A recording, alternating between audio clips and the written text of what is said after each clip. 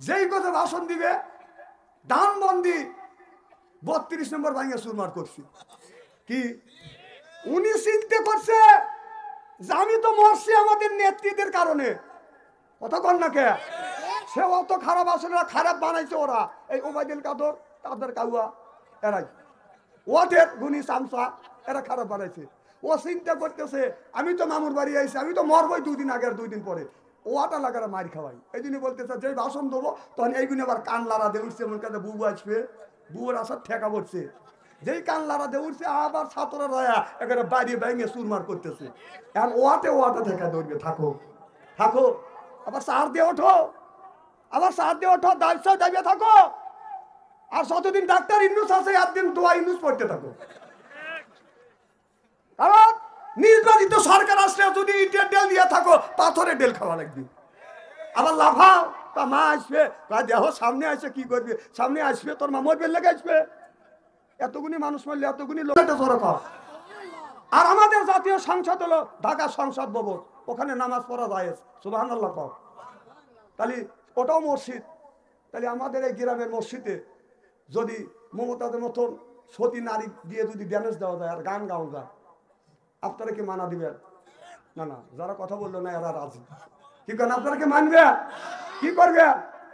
প্রতিবাদ করবেন। তাহলে বাংলাদেশের জাতীয় সংসদ এটা পবিত্র জায়গা, এই পবিত্র জায়গা মমতাদের মতন নর্তকী যায় উল্টো পাল্টা নাচ দিয়ে গান গায়া সংসদটাকে নষ্ট করছে। একটা লোক তো প্রতিবাদ করেন নাই, না দেখেন নাই? দেখছে দেখছে, এরা বলছে যে দেখবো শুনবো, বলবো না, কোনো বিপদে পড়বো না। এটা হলো আর এক ধরনের মুনাফিক। ওর প্রতিবাদ তখনও করছি, এখনো করি। আমি বলেছিলাম বাংলাদেশে 20 কোটি মানুষের রিজিক যেই জায়গাটা বন্টন হয় সেই জায়গায় মমতাদের মতন নর্তকী দিয়ে ড্যান্স দেওয়াছে, গান গাইছে, সাবেক প্রধানমন্ত্রী তার নেতারা হাততালি বাজছে। না নেতারা তো মারবে, মমতাদের শরীর স্বাস্থ্য কম না। এখন বুবু কোনে তুমি, এখন কোনে নাই আমার বুবু মমতাজ আজ কোথায় পালাইছে, উল্টো পাল্টা নাচ দেখাইয়া সংসার নষ্ট কইরাছে। আমার বুবু মমতাজ আজ কোথায় পালাইছে।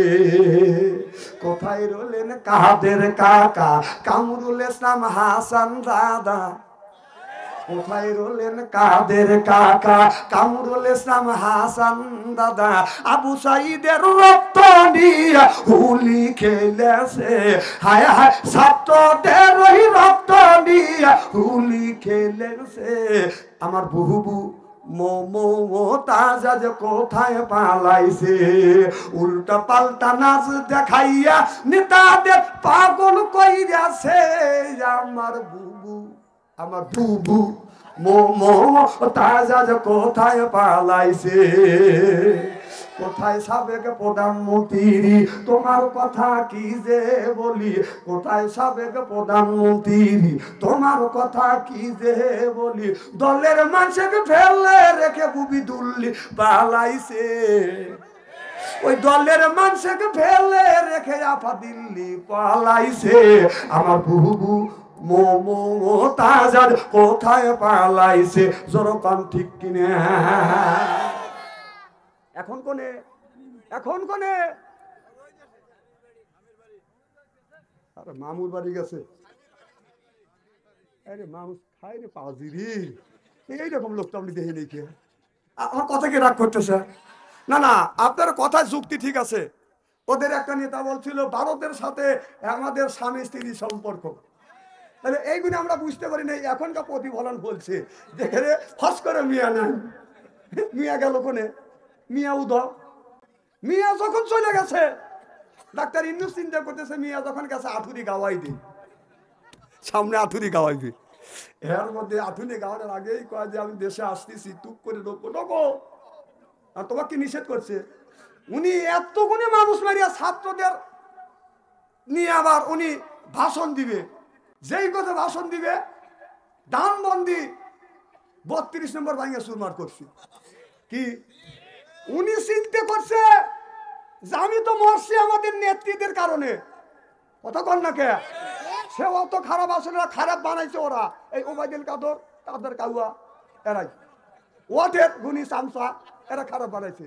ও চিন্তা করতেছে আমি তো মামুর বাড়ি আইছি, আমি তো মরবই 2 দিন আগে আর 2 দিন পরে, ওটা লাগারা মার খাওয়াই। এই জন্য বলতেছে যে ভাষণ দেবো তখন এইগুলো আবার কান লাড়া দিয়ে উঠছে, মনে কাছে বুবু আসবে, বুবুর আসার ঠেকা পড়ছে। যেই কান লাড়া দিয়ে উঠছে আবার ছাত্ররা রয়া একেবারে বাড়ি ভেঙে চুরমার করতেছে। এখন ওয়াটা ঠেকা ধরবে, থাকো থাকো, আবার সার দিয়ে ওঠো, আবার সার দিয়ে ওঠো, দাবিয়ে থাকো। আর যতদিন ডাক্তার ইন্নুস আছে একদিন দোয়া ইন্নুস পড়তে থাকো। কারণ নির্বাচিত সরকার আসলে যদি ইটের ডেল দিয়ে থাকো, পাথরের ডেল খাওয়া লাগবে। আবার লাফাও, তা মা আসবে, দেহ সামনে আসে কি করবে, সামনে আসবে তোর মা মরবে লেগে আসবে। এতগুনি মানুষ মারলে, এতগুনি লোক শেষ করে দিল, তোর মা এসে তখন পুলিশ থেকেই বাড়ে নাই। এখন তোর মার কাছে তো কেউ নাই, কে কাদের মতো কাদের না 10 জন বাবার মতো সে বলেছে দাড়ি কেটে, তাও শালা ধরা খাওয়া গেছে। কি ভাই খারাপ লাগতেছে?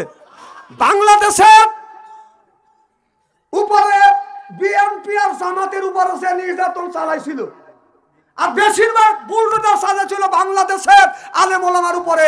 আপনারা বলুন একটা আলেম ওলামা দাড়ি কেটে পালাইছে? ওনারাই বলছে খেলা হবে, কি হবে?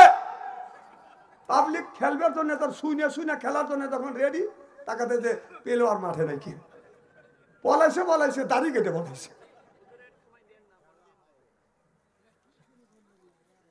আবার কি করবে না, এখানে কি বক্স বাজাবে নাকি? লাইট হয় নেই, কে দেখা যাচ্ছে না? না না, বক্তাই যে আমি কালো। শোনেন একটা কথা বলি, কিছুদিন আগে আমি একটা সাদা একটা কোটি কিনছিলাম, কোটি সাদা একটা, শোনেন কোটি কিনছিলাম, তো ওই কোটিটা একটু সাদা সাদা, তো ওরা, আমি তো অত বুঝি না, ওরা ফোকাস ফেস আনতে পারে না, খালি ওরা খালি কানাঘুষো করে। তো একটা ছেলে আমাকে বলেই ফেললো যে হুজুর এই যে গায়ে দেওয়া বাদ দেন, তুমি এত টাকা দিয়ে আনলাম, 2800 টাকা দিয়ে কিনছি সব করে, আর তুমি এই যে কেনা কয়েক হুজুর রাগ তো করিবেন না, আমি তো পাম দিলাম, ও তো বোঝে না। ওর তো দোষ নাই, ও তো ক্যামেরাম্যান, ওর মালিক বলছে তুমি কি হয়েছে, হুজুর এই যে গায়ে দিলি আপনার ফেস আনা যায় না, আপনি এত কালা, বিশ্বাস করেন ভাই আমার এই জায়গা লাগিয়ে গেছে, এতই খারাপ লাগলো। মনটা ছোট করে বাড়ির যে আয়নার কাছে দাঁড়াই, মন টন ভাঙিয়েই কেন, আল্লাহ তুমি কালা বানাচ্ছ, তো এত কালা মানচিক বানায়, হ্যাঁ তাও ওদের ফুটনের জন্য আবার এই কিনছি, আর সাদা তো আমি গায়ে দিই না। ভাই আমি জানি আপনারা কালা খাওয়া করবেন কি, এর বলতে বলতে কয়টা পড়ে গেছে ভিতরে, শুনতে আল্লাহ বানাইছে, আমি কি করবো? তখন আমাকে কিছু গোছেন, আমি তো অগ্নি বসি না, একজন করে ফেরান লাভলি নিয়েছিলাম,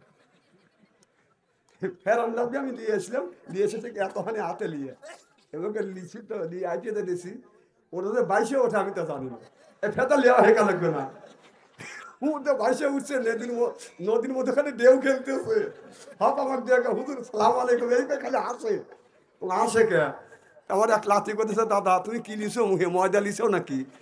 না রে, এই ফেরান লাভলি লিছি। দেখেন কি করতেছে, চিন্তা করছে ফেরান লাভলি, দাদা ওই রকম করে ফেরান কম কতটুকু লিছে, কম এক খাবলা লিছি, লিয়াও জানি না, জিনিসটা ব্যবহার করা শেখা লাগবে না, যে একটা মাপ আছে না, আমি তো মাপ ছাড়া নিচ্ছি, ভাই আল্লাহ বানাইছে কালো, আপনারা হান মুখ দিয়ে বললে কি করবেন কর, বরং আরো কষ্ট পাবো, আর বলেন তাতে আমি কষ্ট পাবো না, কারণ আল্লাহ বানাইছে, দোষ তো আমার না। খুব খারাপ লাগতেছে নাকি? নারায়ণ তাকবীর। আমার ভাইয়ের আমার, আমি বলতেছিলাম বাদশাহ জাহাঙ্গীর নয় বেরোন বাদশাহ জাহাঙ্গীর বিবির নাম বাদান, বাদশাহ জাহাঙ্গীরের বাদান বিবি ছিলেন বাদান নূরজাহান। এই নূরজাহান খুবই সুন্দর, নূরজাহানের মতো সুন্দরী মহিলা ওই সময় ছিল না, আদর করে বাদশাহ জাহাঙ্গীরের নাম রাখছে বিবি নূরজাহান। এই নূরজাহান গোসল দিয়ে আসিয়া, এদিক টাকা, গোসল দিয়ে আসিয়া আপনার দোতলার উপরে সিলে কোটার এক পাশে বসে বাদান এরকম করে বাদান সাজুগুজু বাদান করতেছে। মেয়েরা যদি পারে আপায় বাদান আয় না, সাজার বাদার কত বড় বাদান বায় না, মনে মনে করে আমার মতো আর কেউ হয় না। এরপরে রাস্তা দিয়ে চলে, পেটও খালি পিঠও খালি। আমি হিসাব করে দেখলাম ওই মহিলাটা অরিজিনাল শয়তানের শালী। যুবকের হাতে তালি চেনে না অলি গলি। ওই যে বিবি আপনার জাহাঙ্গীরের বিবি বাদান নূরজাহান এরকম করে বাদান সাজগোজ করতেছে। একটা মানুষ বাদান, ওই মানুষের মাথা বেশি ভালো না। ওই যুবকটা বাদান ওই আপনার ওই মহিলার দিকে বাদান তাকা আছে। ওই বাদশার বিবি নূরজাহানের দিকে বাদান তাকা আছে। নূরজাহান মনে মনে চিন্তা করলো, যুবকটা মন করে খারাপ মন করে আমার দিকে তাকাইছে। এবার নূরজাহানের কাছে বাদান ওই জামানার যে পিস্তল ছিল বাদান, তীর ধনুক ছিল, তীর ধনুক বাদান মারছে। তিনি তীর চালাতে পারছে, ধনুক চালাতে পারছে, তীর মারছে। ওই লোকটা বাদান মারা গেছে। নিহত ব্যক্তির স্বজনেরা কে মারছে জানে না। নিহত ব্যক্তির স্বজনেরা আইসা বলতেছে, বাচ্চা জাহাঙ্গীর তোমার বাড়ির পাশ দিয়ে আমার এই ভাই যাইতেছিল, কে যেন গুলি করে মারছে, তীর দিয়ে হত্যা করছে, আমরা বিচার চাই, আপনি বিচার দেন। এবার বাচ্চা জাহাঙ্গীর বাদান গোয়েন্দা বিবেক লাগা দিল, এই ছেলেটাকে কে মারলো? এইতে বাচ্চা জাহাঙ্গীরের বিবি মারছে, এটা বাদান কেউ জানে না। এবার একদিন যায়, 2 দিন যায়, আসামি কে কে তার তীর মারলো, তাকে গুলি করে হত্যা করলো, মারলো বাদান, লোক বাদান ধরতে পারে না। বাদশা জাহাঙ্গীর 3 দিনের দিন বাদশা জাহাঙ্গীর ঘরের মধ্যে যা চিন্তা করলে, আল্লাহ এই নিহত ব্যক্তির স্বজনেরা আমার কাছে বিচার চাইছে, যদি আমি নিজ বিচার না করতে পারি তাহলে আল্লাহর কাছে কিন্তু আমি আসামি হয়ে যাব। এবার বাদশা জাহাঙ্গীরের বিবি বলতেছে, স্বামী কি হয়েছে, মনটা খারাপ কেন? বলে, বিবি রে আমার এই বাড়ির পাশ দিয়ে একটা ছেলে যাইতেছিল, তাকে গুলি করে মারছে। এবার জাহাঙ্গীরের বিবি নূরজাহান বলতেছে, স্বামী আপনি কি রাগ করবেন? কয় আমি রাগ করব না, তুমি বলো। কয় আমি গোসল করিয়া সুন্দর করে সাজুগুজু করতেছিলাম, এই যুবকটা এখান দিয়ে যাইতেছিল, আমার দিকে ড্যাব ড্যাব তাকাইয়া ছিল। আমি চিন্তা করলাম আমারও রূপ গুণী দেখতে, এইটা মানুষের কাছে প্রকাশ করবে। বাদশা জাহাঙ্গীরের বিবির হাতটা এইরকম ছিল, চোখটা ছিল টানা টানা, নাকটা ছিল বাদাম টিয়া কাটিন, ঠোঁটটা ছিল আপনার ফুলের পাপড়ির মতো। এইটা যদি মানুষের কাছে বলে তাহলে আমার ইজ্জত চলে যাবে। স্বামী আমার ইজ্জত বাঁচানোর জন্য আমি এই ছেলেটাকে আমি গুলি করে মারছি, তীর মারছি, এই ছেলেটা মারা গেছে। বাদশা জাহাঙ্গীর বলল, বিবি রে ইসলামের বিধান হলো আলকাতে বিলকাত, ইয়াদ বললি ইয়াদ, হাতের বদলা হাত, খুনের বদলা খুন হলো ইসলামের বিধান।